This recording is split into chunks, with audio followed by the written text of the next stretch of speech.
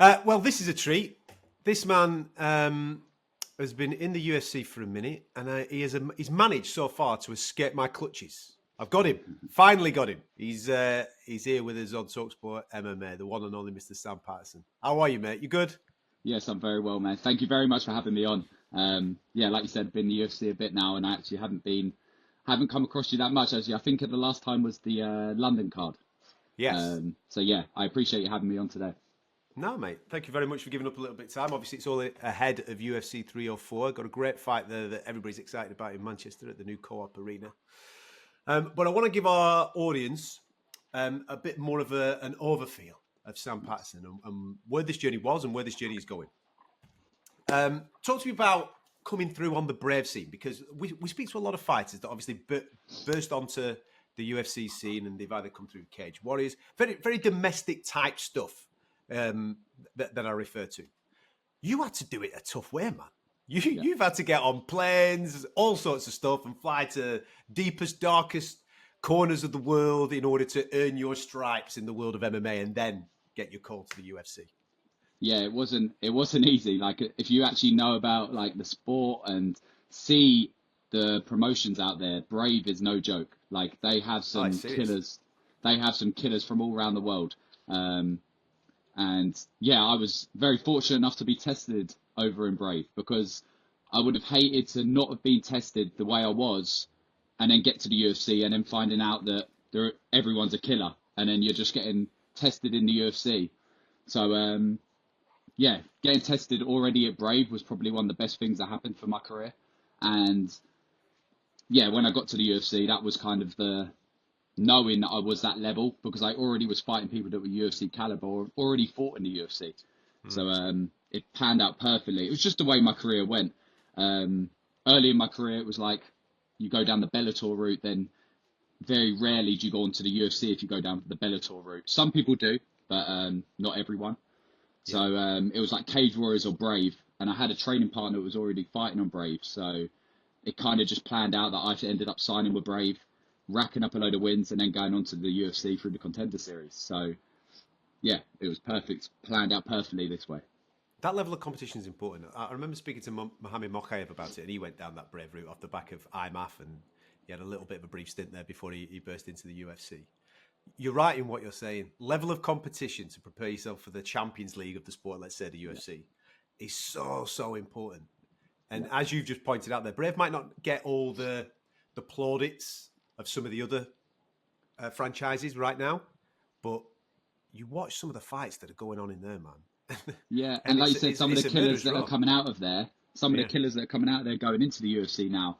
I know when I was like coming up, Cage Warriors weren't really doing international as much, so it was a lot of UK guys fighting UK guys. So you never got to fight that kind of international level where you're fighting like Dagestani wrestlers and these people from Brazil with elite jiu-jitsu. Whereas in Brave, they were getting everyone from all around the world. So I was getting them all them different styles, getting tested in Brave. So when I got to the UFC, it was perfect. And like you said, there's a lot of killers come out of Brave, and I'm just another one hopefully coming up to show that I am another one of them killers. Right. So then we get to the UFC. Now, I'm sure it's a little bit easy to speak about this now, given the fact that you're back on the horse, let's just say. Yes. But you're around the world. I'm sure your friends, your family, they're absolutely desperate to see you fight. You get your shout for the UFC. You come through the Contender Series, get yourself your unbelievable stoppage. Everybody's high as a kite. UFC's coming back home, man. Sam's fighting at home. Brilliant. And I'm sure you were inundated for tickets. I'm sure the O2 was sold out with Sam Patterson fans. They were all there, ready to rock and roll. And then it goes the way it goes. Listen, it's MMA. It's high-level MMA, high-level competition. Yes. Mad things can happen all the time. What I want to talk to you about is how you deal with the psychological effect after that. Because it's a dark place. A loss is a dark place, and a knockout loss is an incredibly dark place. So how do you deal with that moment? To be honest, it was like I heard DC say, it's like dream to nightmare. That it was like the dream scenario. I'd been away traveling the world fighting, and it was like you said, coming back to London, my first fight in years back in the UK. It was all just like a dream, and it just got changed to a nightmare in the last little bit where I had to win. And the psychological side after, don't get me wrong, there's a lot of ups and a lot of downs, and in this sport, it's like a roller coaster, as everyone says. But the psychological side, really for me, because of how it went, it's not like I got beaten up for 3 rounds. And I I truly don't believe that, not that, and take anything away from my opponent. He done what he needed to do on that night, but I wasn't there mentally. I was focused on the whole surroundings of being back home in the UK and fighting in the UK more than I was focused on the 15 minutes inside that cage. And that cost me. And seeing my last fight in Canada, if you watch the 2 walkouts from London to Canada, it's like 2 different people. And I was more focused on the fight in Canada, and in the UK, I was more focused on the surroundings of being in the UFC and not the fight. And I ended up taking like a year off. I didn't plan on it, but it seems to be the best thing that ever happened to me, because I wanted to get straight back in there because it happened so quickly. You had a fight with Hack Price book, didn't you? Because I was going to ask you about that, because did that elongate the mental torture off the back of the defeat or not? Yeah, because obviously what happened, I obviously had to take a bit of time to heal up, but I wanted to get straight back in there. Because it happened so quickly, I didn't even get to show my skills. If I would have got beaten over 3 rounds, I would have been like, oh, sorry, I don't know if I'm swearing here, apologies. It's all right, mate.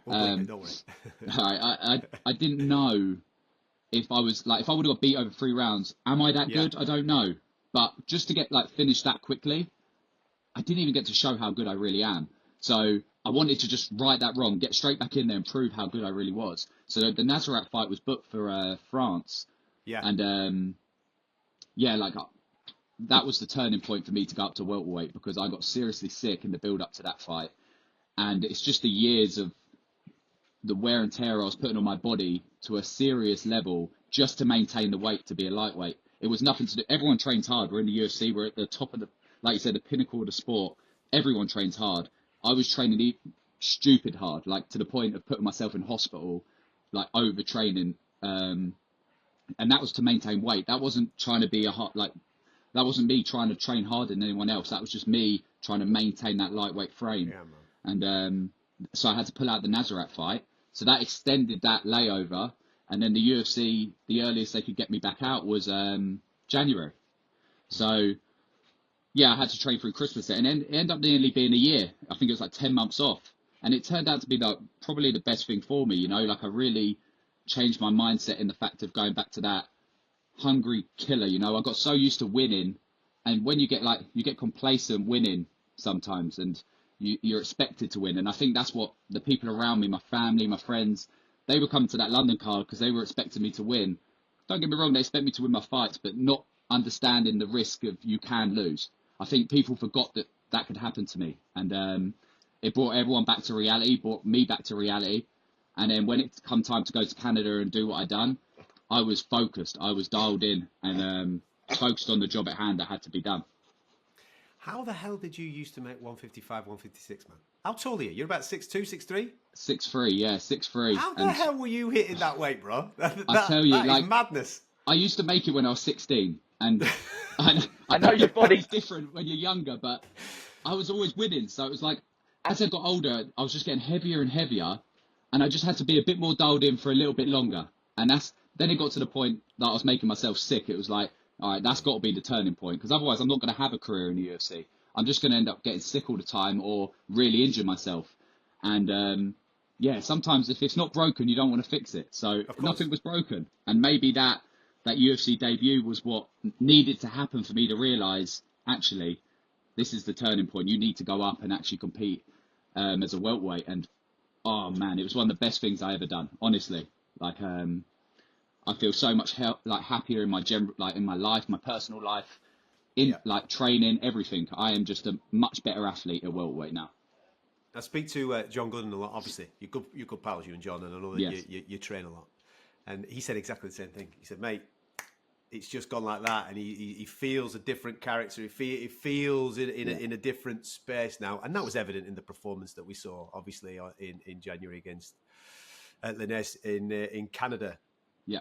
What was the immediate aftermath feeling of that victory? Because again, that was quick. You know what I mean? In complete reverse for him, you're out there dishing out rear naked chokes and getting the job done nice and fast. Yeah, I would have liked. Don't get me wrong. I would have liked a few like to show off a few more Mate, you skills, but don't get paid for overtime in this game, bro.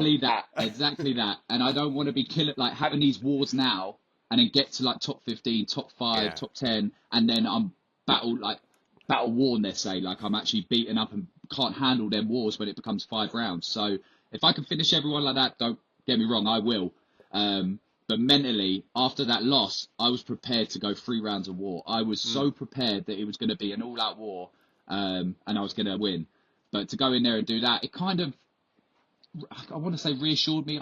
I do believe I am UFC level, and sometimes you just need that win and proof that you are doing it in the UFC, because it's easy saying it, and maybe your skills show that, but till you actually do it and win, you don't actually know. So getting that win in Canada, really, it just kind of, I actually classed myself as a UFC fighter at that point. I didn't before, losing. I didn't class myself as a UFC fighter until I actually won a fight in the UFC.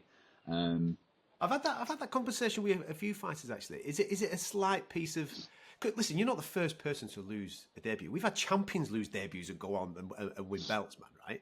Yep. But there's that element of maybe a bit of imposter syndrome. Am I what I think I am? And all those types of things before you just get it on the mark and go, oh, I actually, yeah, I am actually what I think I am. No, 100%. And I think I didn't actually realise how many people did lose their UFC debut. I thought I was the only one. Like sometimes you get so selfish, you think you're the only guy that's ever done it, like ever lost. Then I went back and saw that the champions we have now lost their debut. So, yeah, it is maybe a bit of imposter syndrome just because your whole career, it don't matter who you are, your aim is the UFC. You're lying if it's not, because it's the pinnacle. So everyone's aim. So once you actually get there, and you're like, even when I went to the PI after the Contender Series and just walking around, seeing all these fighters, like I was a bit starstruck and I was trying to hold it in because I was kind of like around people that all I've seen is them on TV. And now I'm just kind of mingling with them, saying hello like it's nothing. And it was, so yeah, maybe it is a bit of imposter syndrome, but it's also reassuring. So you are that level. And now I'm getting to show it and I can't wait to go out and show it again. July 27th. Well, let's get to that. July 27th, UFC 304, brand spanking new arena. So 20-odd thousand people are going to be going wild for it. Back on home soil. Now, 11 o'clock at night. Mate, I was going to ask you this, right? What's the prep like for this? Because this is maybe not necessarily too much on the prelims. You could just about get away with it, can't you? But those main card guys that are going to be fighting 3, 4, 5 o'clock in the morning, that's going to take some serious adjusting. Yes, yeah. I do believe, like, if I am what I've seen, I'm like 6 fight on. I don't know if that's official yet, but I'm kind of gauging it that's Listen, what it's going to be. It's a UK and Ireland fight, man. It'll be deep on the prelims, I would imagine. Yes. So if it's 6 fight on, I'm looking about 1/2. So I will make slight adjustments, but I've been asked multiple times, like, oh, you're going to make adjustments and what you're going to do. I'm just thinking, I ain't got to make the adjustments the guys on the main card have got to make because they've got to make serious adjustments. So, like you said, I can get away with an hour or two change. When you go to other countries, normally the time zone is, I've done it so many times that the time zone's a little bit different. A couple of hours is nothing. I hope anyway. That's what I'm praying they ain't, and I will make the adjustments, but the adjustments to be made at 3 in the morning, like the main event, 5 o'clock in the morning, there's some serious adjustments. So what I've got to do is, it's not even worth complaining about. I'll just get on with it and do it. And from your point of view as well, it's a juicy fight, this, because I think the noise levels for your fight is just going to be through the roof. You obviously being a popular UK fighter, Kiefer being a popular Irish fighter, you can just feel the energy in the room. It's going to be something quite special. I do believe so. And I think that stylistically as well, I think it can make for a really great fight. The guy comes to fight and he likes to brawl. It's not my style, but it can make for a good fight. You know, he's not going to sit on the back foot. Well, he might sit on the back foot, but for so long. It could make for a real good fight, and I'm expecting that. I always prepare for 3 rounds of war. If I go out there and sub him in a minute again, happy days. But I'm preparing for 3 rounds of war, and if we can give the crowd that and walk away with fight of the night bonus, performance of the night bonus, I'll take it. But all I'm focused on is winning, and that, however that comes, that's all that's on my mind is winning on that night. What are the challenges that he brings your way?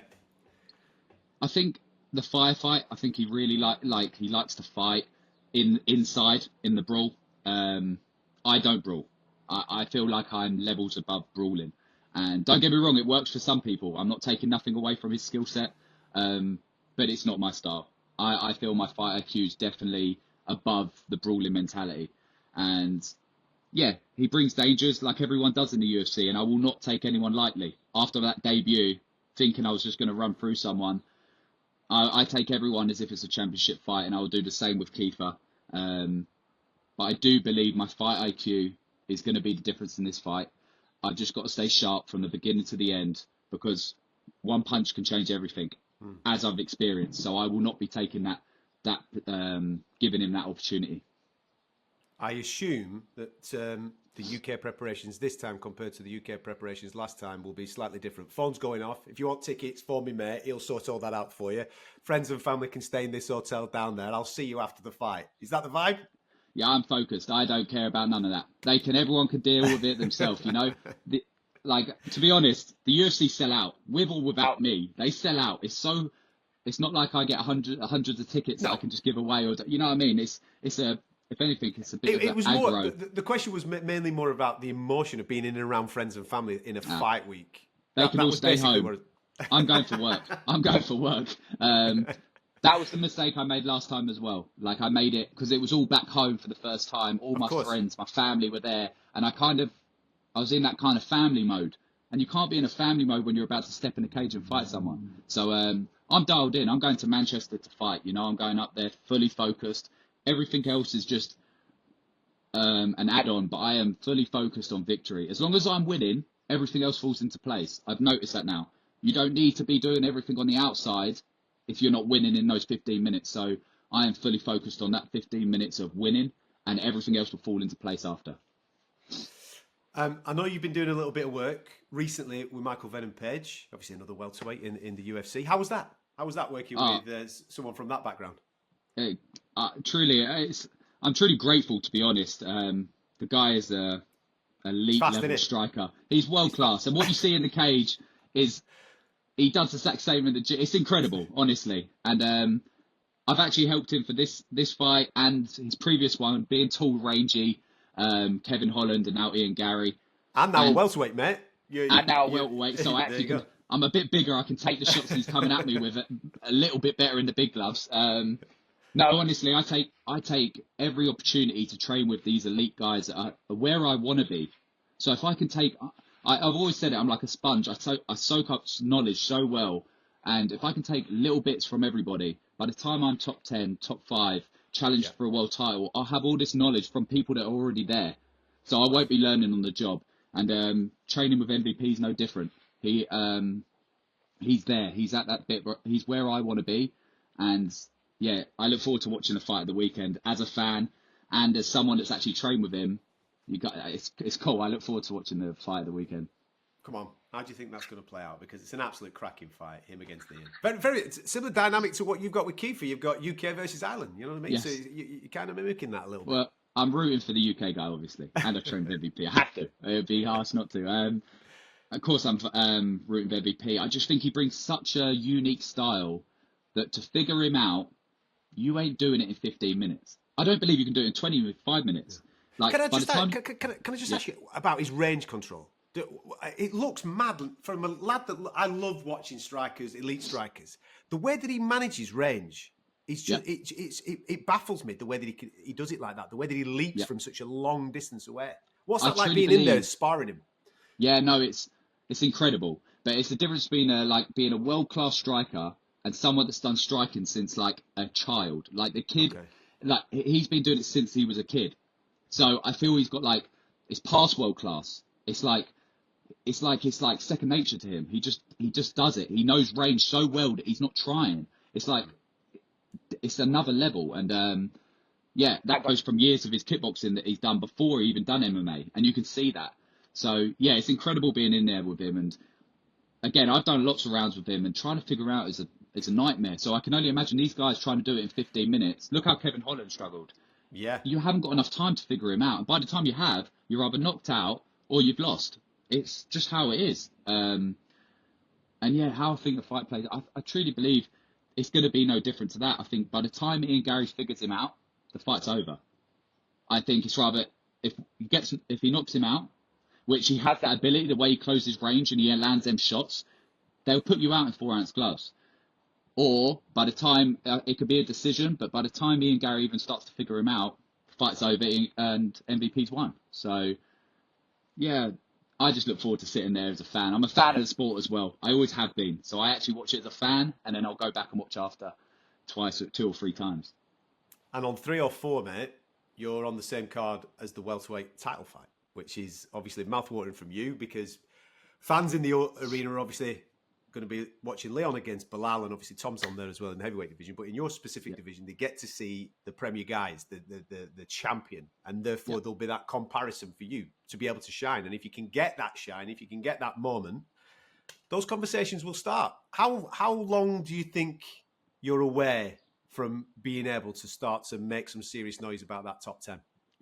I think I'm a bit away. I truly believe, if I'm being honest with myself and respecting the sport and what people have done in the sport, I am just proving myself right now. I believe this year and next year, 3 fights a year, I am just going to prove that I am UFC level and then break into that top 15.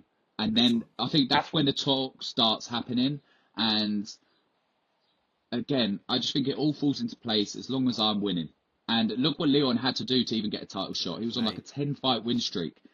I can't even, the first 6 fights, you don't, like, that's where I'm at now. The first, 6 fights he had in the UFC, the win streak, it didn't really start developing until he was a bit further on. So I'm just focused on proving myself in the UFC, getting my foot in the door. And, maybe this time next year, at the end of next year, let's say I've had 6 fights, 6 wins I'm looking at, then maybe I'll be looking at that top 15. But I do not want to rush. This game has evolved so much now that I think you take the right steps, breaking into the top 15, then the top 10 and top 5. You don't need to be rushed. No, man. Listen, I'm delighted that you got that win in January because, like I said, from speaking to John so much over the years, he's told me loads about you, and I was keeping an eye on that Brave scene, so I knew how good you were. So to have the debut that you had, obviously it was incredibly disappointing, but things like that come along and you kind of grow from them, and it was evident in January. And fingers crossed that now that train now keeps on steaming forward, mate. Looking forward to seeing you do your thing in July. Great fight against Kiefer Crosby. UFC 304, another numbered event for Sam Patterson, man. You know what I mean? You've only been here a minute and you're on these big numbered cards, man. Yeah, I'm only on pay-per-views. It's amazing. I love it. That's the attitude, mate. That's the attitude. Sam, thank you so much for your time, man. Enjoy the rest of the camp. Stay nice, fit and healthy, and we look forward to seeing you in fight week. Thank you very much, man. I appreciate your time also.